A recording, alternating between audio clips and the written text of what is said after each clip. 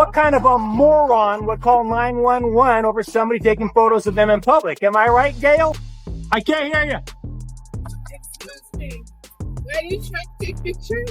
I'm sorry? Are you taking pictures? Yes. For what reason? Oh, I can't really get into that. I got an assignment to come out here and get some pictures and video of the bank. I didn't ask a lot of questions. Oh, because Miss Gail, the manager, wanted to know. Oh, yeah, no, I can't.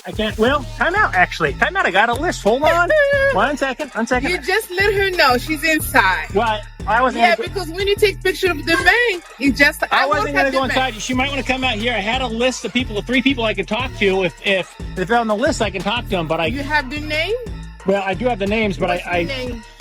What's the manager's name? Why don't you have the manager come out? Because if the managers might be on the list, but I can't tell anybody who's on the list. But if they come out and they say, "Hey, I'm so and so," then I can check the list.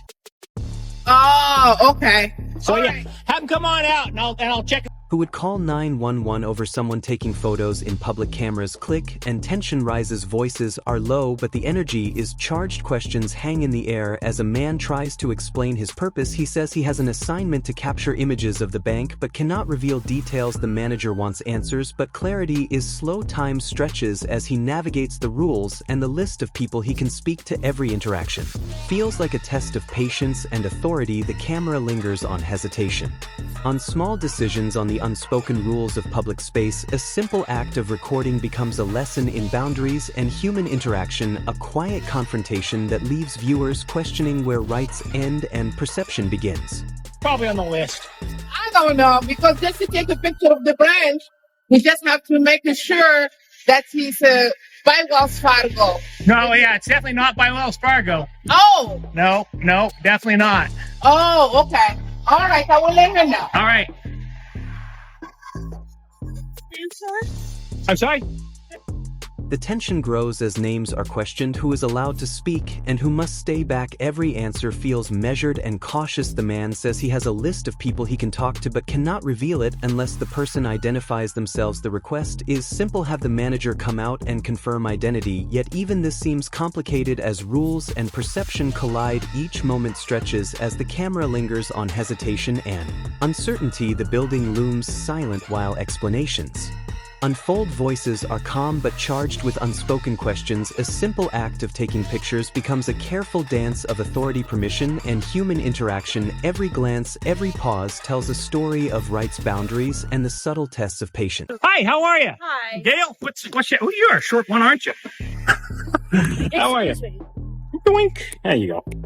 So I need to find out why you're taking pictures of our building. Let me check and see if you're on the list. I've got a list I was given of 3 people I can talk to. If any of them are on the list, let me see if I got a Gail on here. Are you the manager by chance? I am. I do not have a Gail on the list. However, let me see, I can give you.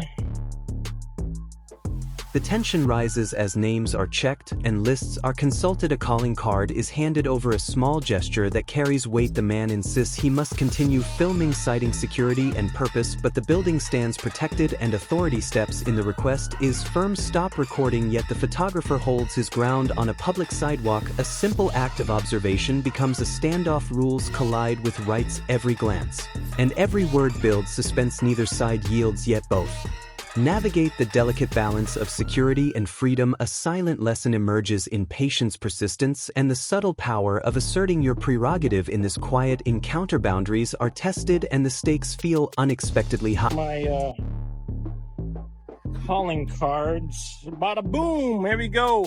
This is that's my calling card I give folks. That's from a little place called Antone's in San Antonio. I appreciate if you stop filming me right now. Oh no, I have to. It's security, for security purposes. Yeah, sir. So unfortunately, we cannot allow you to take pictures of our building. I don't know how you'd stop me, Gail. People in front of But it. how would you stop me? I'm on a public sidewalk. Yes, sir. For our security, we only allow photography that's allowed by our company. You mean inside? Inside the bank? Yes, you have. Yeah, I'm not going inside. Okay. So. Well, you don't want to keep that? No, sir, Huh? I don't. The question hangs in the air as officers clarify what must happen. Someone must step outside and formally state that the man is no longer allowed on the premises. A simple process, yet the tension makes it feel heavier than it should. Moments later, the officer approaches calm and steady. The man greets him with unexpected relief, joking about the cameras pointed his way and the thought of calling for help himself. The irony settles into the scene lightly, but the tension underneath remains. He questions who would call for help over public photography, a quiet echo of the encounter unfolding around them. As the officer steps forward, the story shifts toward its next moment, leaving viewers waiting to see where this clash of concerns, rights, and perception will lead. All right. But I do have to ask that you stop videoing me. Well, yeah, I mean, you've asked, but mine. I said no. So yeah, I'm going to Yes, keep recording. It's my prerogative. No, it's my prerogative, actually. I'm the one with the camera. Okay. I have to ask you to stop photographing because you can see people inside the The question hangs in the air as officers clarify what must happen. Someone must step outside and formally state that the man is no longer allowed on the premises. A simple process, yet the tension makes it feel heavier than it should. Moments later, the officer approaches calm and steady. The man greets him with unexpected relief, joking about the cameras pointed his way and the thought of calling for help himself. The irony settles into the scene lightly, but the tension underneath remains. He questions who would call for help over public photography, a quiet echo of the encounter unfolding around them. As the officer steps forward, the story shifts toward its next moment, leaving viewers waiting to see where this clash of concerns, rights, and perception will lead. Hey, Gail? Okay, I'm asking you politely to stop. I said no politely. Okay, thank you. You're welcome. It's a crazy question, man. How tall are you?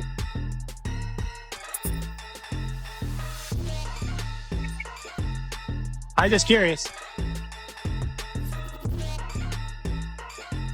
The moment escalates as frustration spills into the air, voices sharpen and patience thins. One man ends the conversation dismissing the other as an idiot while the officer explains the trespass process. A simple misunderstanding stretches into a debate over rights and authority. The request for identification is met with firm refusal, the man standing his ground, protecting his Fourth Amendment rights. The officer stays calm, reminding him only to avoid the property. The tension softens into a strange mutual respect. Brief moments of clarity cutting through the conflict. Questions follow about other banks, about windows, about what really happened. The man insists he stayed on the public sidewalk, accusing the caller of exaggeration, a pattern he says he sees too often. Misunderstanding becomes narrative, narrative becomes accusation, and the story grows heavier than the moment itself. As the encounter winds down, the officer offers a quiet farewell, leaving the scene calm again after a storm of confusion. I'm gonna go up the street here, right up here, and see if this friendly neighborhood officer walks down here and has a chat with me.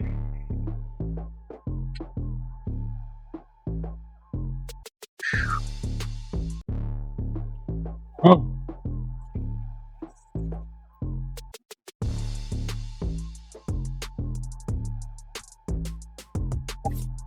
What floor? City 234.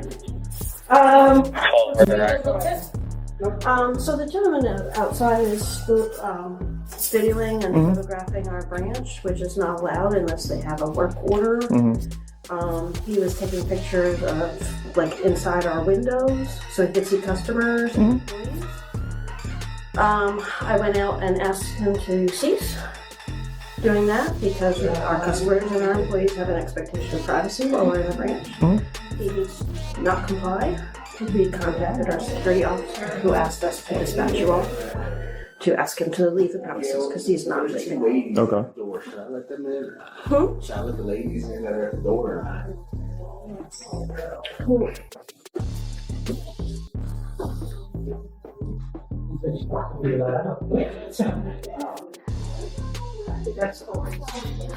So what exactly do you guys want us to do? You want them trespass from the premises or? Yes.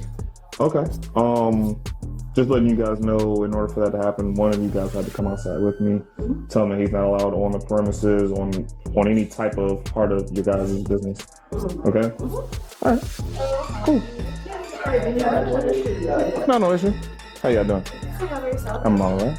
Where do you want us to be? You can have a seat right here. Whew, man, I am glad you came out here. So get this, I'm walking down the street, minding my own business down here in St. Timothy, and I saw this bank had all these cameras aimed at me, and I've got some confidential documents in my bag, and I was about ready to call 911. I'm like, hey, they're photographing me, all my confidential information here. Okay. And then I thought, no, what kind of a moron would call 911 over somebody taking photos of them in public? Am I right, Gail? Anyways, what brings you here, Officer Atwater? You know her? I yeah. Oh, the name tag. Okay, no problem. I just thought you knew her. So- So the only reason I'm here because they said that you went to the windows, inside recording, So they stuff like lied that. to you. Oh, so wait, did you tell him I went inside? No, they said that you went up to the windows and were like recording so you inside. lied to him. No, sir, I said you were taking photographs and filming. Gail, did I go up to the window? Did I go up to the window? Gail, did I go up to that window? I got you. So look, You're a fucking liar, Gail. all right. So look, she just wants to trespass you from the premises. That's I'm it. not on that premises, so she can knock herself out. Knock I yourself got out, you. Gail. So like I said, she just wants to trust you from the premises. I know you're not on the premises right now. You're in the sidewalk. I could care less. I'm sorry, couldn't. Let me say that. Could care less. It's couldn't care less. I couldn't care less. So, Gail, I couldn't care less. You're an idiot. All right. Yeah, that's fine by me. Yeah, so nothing changes. I'm still out here taking pictures of the bank, Gail. The knucklehead. Next time use your blinds. Don't lie to the police when they come out here. It makes you look bad. I went up to the windows, did I, Gail? I didn't say that, sir. Oh, okay. So So- you want to clarify? I never stepped foot on your property, Gail? I'm done talking to Okay. Yeah, I'm done no talking problem. to you, dipshit. Get out of here. You're an So idiot. if you're trespassing the bank, you just can't go on the premises. So in other basically. words, same thing I've been doing for the last half hour. You're not too bright, are you, No, Gail? it's no problem. I'll finish talking to him. Have a good day, Gail. So since you're trespassing the location, I just need your information real That is quick. not happening off that water. I haven't broken the law. You might want to call. I didn't say you broken the law, boss. That's ridiculous. I haven't broken the law, so you're not getting mine. I never said, boss. I never said you All broke right, the well, law. since you've been trespassed, you say I've got to get your ID. I want to get your ID. I have a document that you've been trespassed from a location. Yeah, not happening. So you're refusing? It's the Fourth Amendment. Yes, I am. That's not what I'm asking. I'm just asking, are you refusing? I am refusing to waive my Fourth Amendment rights. Correct. Okay, cool. Like I said, boss, just don't call on their I haven't premises. been on that property once. Okay, I understand that. I'm just Gail's notifying you lying. that. I went up the window. I can't even go up to the windows if I wanted to. That's the only reason why I'm coming out talking to you right He's now. an idiot. I appreciate that, Atwater. No problem, boss. Yes, were you? Second. Yes, it's Hi, on. Mom. Were you at Bank of America, or were you at another bank? M&T. Okay. M&T Bank. Now I don't know the whole premises of that. Did you go up to the windows of that premises as well? I stayed on the public sidewalk. Okay. Yeah, they're just lying. That's, in my experience, 95% of the time when people like Gail call 911 on a guy like me, they lie or grossly exaggerate. 95% of the time. It makes me really sad. But yeah, 95% of the time they say things like, he went right up to the windows, he's taking pictures inside, and it's like, I mean, am I taking pictures through the window from a public sidewalk? Sure. I wouldn't say I'm taking pictures inside when I never stepped foot inside and going up to the windows. She's just a liar. They do that to try and instigate, because let's face it, Gail would sound like an idiot if she says, I looked out the window and I saw a man on a public sidewalk taking photos. So we'll get police right up there, out there right away, man. She's just, what a knucklehead. Other than today, have you guys had any interactions? No, with I her? never met that woman in my life. She's just paranoid. Okay. So, All right. appreciate you, man. You have a good one. Be You safe too, out boss. there. You too. And this is what happens when a country starts caring more about feelings instead of their rights. People start forgetting that they exist. But the way that this man exposed the idiocracy of this Karen was just brilliant. Even the officer wasn't able to keep his composure. And this is why it is so important for you to know your rights and to help us bring awareness to the rest of the public. So don't forget to support the channel by subscribing, like the video and leave a comment to reach more people. And remember, always record the police.